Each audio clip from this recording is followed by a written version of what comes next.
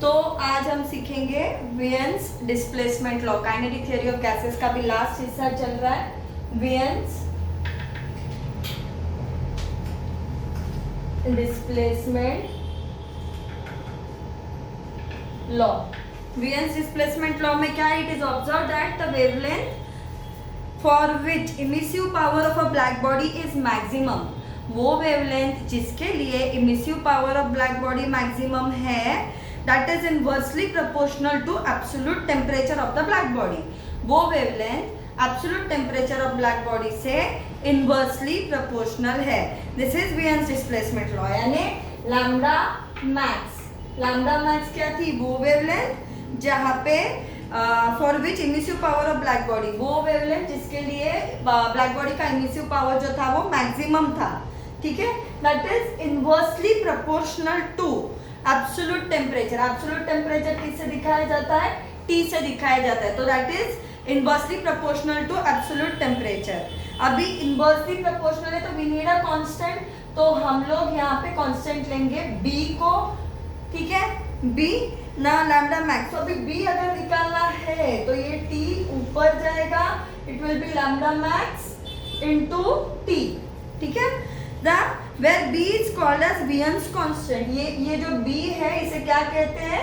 वियन्स constant कहते हैं, ठीक है। अभी उसकी वैल्यू क्या है?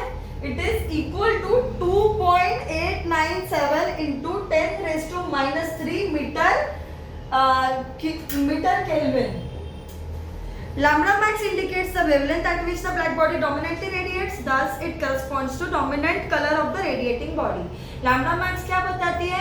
वो wavelength जिसके ऊपर वो maximum radiation कर रही है। तो फिर lambda max जो है वो क्या है? It is corresponding with the thus it corresponds to the dominant color of the radiating body। और वो मतलब वहाँ पे मैक्सिमम रेडिएशन है, इसका मतलब वो जो है वो डोमिनेंट कलर है उस बॉडी का जो रेडिएट कर रही है। You might have heard of white dwarfs and red giants. White dwarfs are hot stars and with surface temperature equivalent to 10,000 Kelvin, while red giants are cooler। तो red colour जो है वो cooler का है, लेकिन व्हाइट कलर जो है वो मोर देन 10,000 के आसपास के टेम्परेचर पे आ जाता है, और रेड कलर जो है वो 3,000 वालों पे। तो रेड जायंट्स अभी और व्हाइट ड्वार्फ जो है ये क्या बताते हैं? This are temperature difference. वो क्यों रेड कलर का दिखता है? क्योंकि उसका टेम्परेचर नियर टू 3,000 केल्विन्स होता है। और ये व्हाइट क्यों दिखता है? क्योंकि इसका टेम्परेचर नियर टू 10,000 केल्विन्स होता है। This law is useful to determine temperature of distant stars, sun and moon। अभी हम आगे क्या देखेंगे? We'll be seeing Stefan Boltzmann law. अभी हम आगे लिखेंगे Stefan Boltzmann law.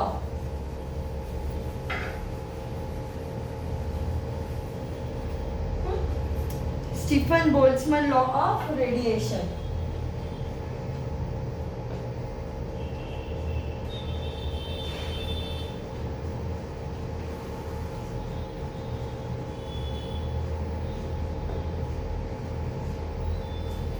We shall now discuss the temperature dependence of thermal radiation emitted per unit time by a black body। In 1879 Joseph Stefan, हम क्या डिस्कस करने वाले हैं? Thermal radiation emitted per unit time by a black body जो है वो हम अभी डिस्कस करने वाले हैं। 1879 में जोसेफ स्टीफन नाम का जो एक साइंटिस्ट था, इसने प्रपोज किया कि an empirical relationship between the rate at which heat is radiated from unit area of a perfect black body and its temperature based on experimental observation। तो उसका एरिया कितना है और उसका टेम्परेचर कितना है, इसके बीच में उसने रिलेशन निकाला था। तो वो कितना हीट इमिट कर रहा है और उसका एरिया कितना है ये उसने रिलेट किया था। तो 5 years later Boltzmann derived the relation using thermodynamics। अभी जो जोसेफ स्टीफन जो था उसने जो डिराइव किया था वही बोल्ट्जमैन ने थर्मोडायनामिक्स के लॉज को यूज करके डिराइव किया। Hence it is known as Stefan Boltzmann's law. According to this law the rate of emission of a radiant energy per unit area, the rate of emission of a radiant energy per unit area or the power radiated per unit area of a perfect black body is directly proportional to the fourth power of its absolute temperature. तो rate of emission of a radiant energy per unit area, तो it was represented by R, और वो क्या है? It is directly proportional to fourth power of its absolute temperature. ठीक है, where अभी यहाँ पे ये डायरेक्टली प्रोपोर्शनल है, फिर हम प्रोपोर्शनल निकालने के लिए एक कांस्टेंट लेंगे सिग्मा. सिग्मा की वैल्यू क्या है?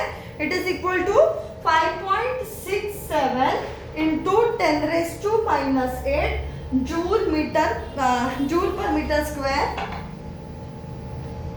Second raise to -1, anyways it is per तो सेकेंड, एंड केल्विन, तो टेम्परेचर का फोर्थ पावर है तो kelvin raise to 4, this will be its power. और उसके डायमेंशन क्या है? L0 M1 T raise to -3 and K raise to 4. ठीक है, thus the power radiated by a perfect black body depends only, हाँ इसका और एक यूनिट है, जैसे joule per metre square second kelvin raise to 4 है, उसी तरह it is watt per metre square kelvin raise to 4, ये भी उसका पावर है. Thus the power radiated by a perfect black body depends only on its temperature and not on any other. तो ये since ये रेडिएटेड पावर है और ये उसका टेम्परेचर है और उसकी फोर्थ पावर है, तो इसके ऊपर से हमने क्या कंक्लूड किया कि जो पावर रेडिएटेड है वो सिर्फ टेम्परेचर के ऊपर डिपेंड करती है and it does not depend on any other characteristics like colour, material और nature of surface. If Q is the amount of heat radiant energy emitted in time t by a perfect black body of a surface area A at temperature T, तो Q upon AT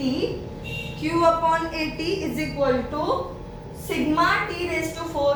ये Q upon AT R का भी formula है, तो इसके लिए हम लोग बोल सकते हैं कि जो Q upon AT है, it is equal to sigma T raised to 4. For a body which is not black body, the energy radiated per unit area per unit time is still proportional to the fourth.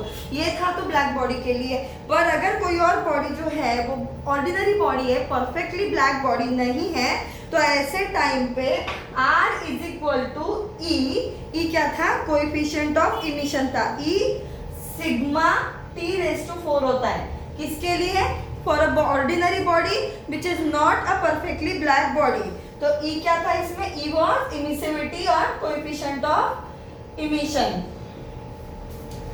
Now if the perfect black body having absolute temperature T is kept in surrounding which is at lower absolute temperature T0, then the energy radiated per unit area per unit time is sigma T raised to 4. Right, अगर हमने एक perfect black body को लिया और which has a absolute temperature T, उसका temperature, उस perfect black body का temperature जो है वो T है and is kept in a surrounding, उसका सराउंडिंग का एब्सोल्यूट टेम्परेचर T0 है, तो क्या होगा? एनर्जी रेडिएटेड पर unit area per unit time क्या होगा? Sigma T raised to 4 according to this formula. Energy radiated sigma T raised to 4 होगा. Energy absorbed from the surrounding per unit area will be sigma T0 raised to 4. तो उसके surrounding का temperature T0 था, body का temperature T था, तो इसने energy, radiate energy कितनी की? Radiation will be equal to ये फॉर्मूला के ऊपर से सिग्मा T रेज टू 4, क्योंकि उस बॉडी का टेम्परेचर T है और सराउंडिंग का टेम्परेचर T0 है, इसलिए उसने एब्सॉर्ब कितनी एनर्जी की? Energy absorb will be equal to sigma T0 raise to 4. ठीक है, तो therefore net loss of energy by the perfect black body per unit area होगी, कितना रेडिएट किया? Sigma T raise to 4 minus sigma T0 raise to 4. ठीक है, for an ordinary black body net loss of energy per unit area per unit time is, अभी यही सब जो ordinary body के साथ होता तो it would have been E sigma T raise to 4 and E sigma T0 raise to 4. अब इन दोनों को माइनस करेंगे तो फिर वही होगा ई सिग्मा विल बी कांस्टेंट और ब्रैकेट में होगा T⁴ minus T⁴. On other hand, if the body is at a temperature lower than the surrounding, that is T, ये जो टेम्परेचर है,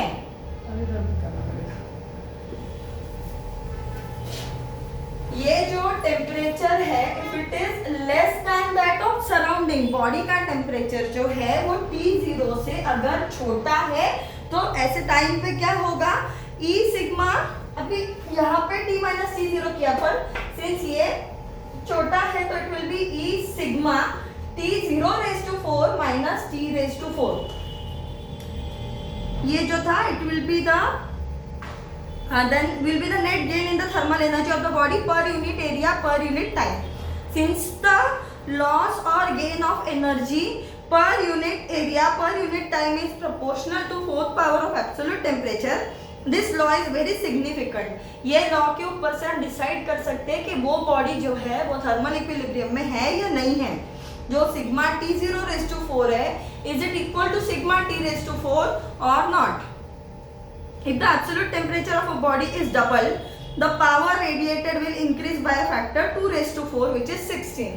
अगर हमने डबल कर दिया उसके टेम्परेचर को तो पावर जो है वो 2⁴ से बदल जाएगी. और if a body radiates with some rate at room temperature 300 Kelvin, the rate will double even if we increase the temperature of the body by 57 degree. अगर हमने ये टेम्परेचर जो है इसे ट्वाइस कर दिया तो it will be sigma 2T⁴, which will be equal to sigma 16T⁴.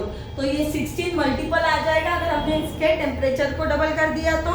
और अगर 300 केल्विन पे उसको हीट किया तो फिर भी वो डबल हो जाएगा if we increase the temperature to 57 degree Celsius. This ends the topic. Thank you.